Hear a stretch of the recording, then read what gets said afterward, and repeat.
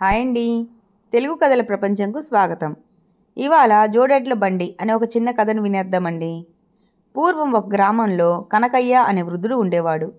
అతనికి గల 4 ఎకరాల పొలాన్ని కౌలుకిచ్చి తన జోడెడ్ల గుడిసె బండి మీద కిరాయిలు తోలుతూ తన భార్య రావమ్మతో చిన్న పెంకుటింట్లో ప్రశాంతంగా జీవనం సాగిస్తున్నాడు. తనకు గల పొలం, ఇల్లు, బండి అన్నీ తన స్వయం కృషితో సంపాదించుకున్నవే గాని తండ్రి తాతల నుంచి వచ్చిన ఆస్తి ఏమీ లేదతనికి.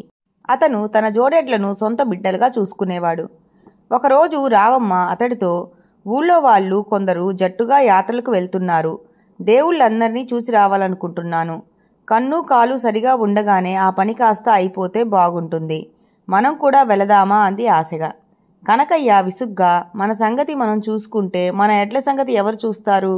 యాత్రలు చేస్తూ ఊళ్ళు తిరగ రావాలంటే 2 నెలలు పడుతుంది తెలుసా అన్నాడు. భర్త మాటలకు రావమ్మ కోపంగా, ఆ ఎడ్లనే పట్టుకొని అలా వదలకుండా వేలాడుతానంటే ఎలాగయ్యా? ఎప్పుడూ ఎక్కడికి వెళ్లకుండా ఇంట్లోనే పడి ఉంటే నాకు ఎంత కష్టమో ఆలోచించావా? నీవు మాత్రం దర్జాగా బండి మీద కిరాయిలు తోలుతూ ఊళ్ళన్నీ తిరిగి వస్తావు. నా గురించి ఎప్పుడైనా ఆలోచించావా అంది. భార్య కోపాన్ని గమనించిన కనకయ్య కొంత మెత్తబడ్డాడు. నిజమే, తన భార్యని ఎప్పుడూ ఎక్కడికి తీసుకెళ్లటం లేదు అనుకున్నాడు. నీవు చెప్పింది న్యాయంగానే ఉంది రావమ్మ. కానీ మన ఎడ్లు ఆలనా పాలనా ఎవరు చూస్తారు? ఈ 1-2 నెలలు జాగ్రత్తగా చూడమని ఎవరికైనా ఇచ్చినా వారు సరిగ్గా చూడరు. వేలకి నీళ్లు పెట్టరు, కడగరు.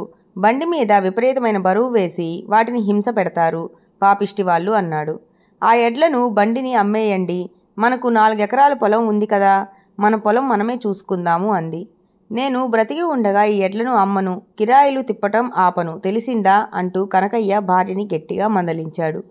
తరువాత కొద్దిసేపు ఆలోచించి, యాత్రలకు వెళ్దామన్న నీ కోరిక న్యాయమైనదే. ముందు డబ్బు చూసుకొని ఆ పైన వీలు చూసుకొని ఎలాగో వెళ్దాంలే, బాధపడకు, తీసుకువెడతాను అన్నాడు. కనకయ్య అలా అనగానే రావమ్మకు కలిగిన ఆనందం అంతా ఇంతా కాదు. ఆమె కళ్ళల్లో మెరుపులు చూసి నవ్వుకుంటూ కనకయ్య బండి తీసుకొని వీధిలోకి నడిచాడు. సరాసరి తన పొలం కౌలుకు చేస్తున్న రైతు గోపయ్య ఇంటికి వెళ్ళాడు. గోపయ్య మన ఊరివారు కొందరు యాత్రలకు వెళ్తున్నారని తెలిసింది. నేను నా భార్య కూడా వెళ్దామనుకుంటున్నాము. యాత్రకు 2 నెలలు పడుతుందంటున్నారు. 4,000 రూపాయలు అప్పు కావాలి అని అడిగాడు కనకయ్య. అలాగే ఇస్తాను కనకయ్య. 100కి నెలకి 5 రూపాయలు వడ్డీ. 2 నెలలకి యాత్ర అంటే 4,000 సరిపోవు. నువ్వు అడిగితే 10,000 అయినా ఇస్తాను అన్నాడు గోపయ్య లౌక్యంగా. గోపయ్య అలా అనటానికి కారణం ఉంది. అప్పు ఎక్కువ అయితే వడ్డీతో కలిపి తడిసి మోపెడవుతుంది. అప్పుడు కనకయ్య బాకీ తీర్చలేకపోతే పొలాన్ని సొంతం చేసుకుందామని అతని ఆశ.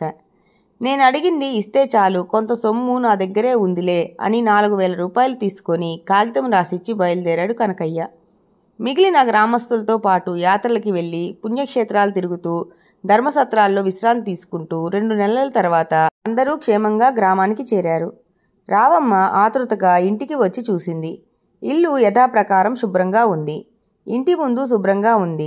వెనక దొడ్లు, ఎడ్ల బండి యథాప్రకారం శుభ్రంగా కనిపించాయి. ఇదేమిటయ్యా, 2 నెలల నుంచి మనం ఇక్కడ లేము కదా? ఇల్లు, ఎడ్ల బండి చెక్కు చెదరకుండా మనం వెళ్ళినప్పుడు ఎలా ఉన్నాయో అలాగే ఇప్పుడు కూడా ఉన్నాయేమిటి? ఎక్కడా చెత్త చెదారం లేదు. ఎడ్లపైన కూడా మురికి లేకుండా తెల్లగా మెరుస్తున్నాయి.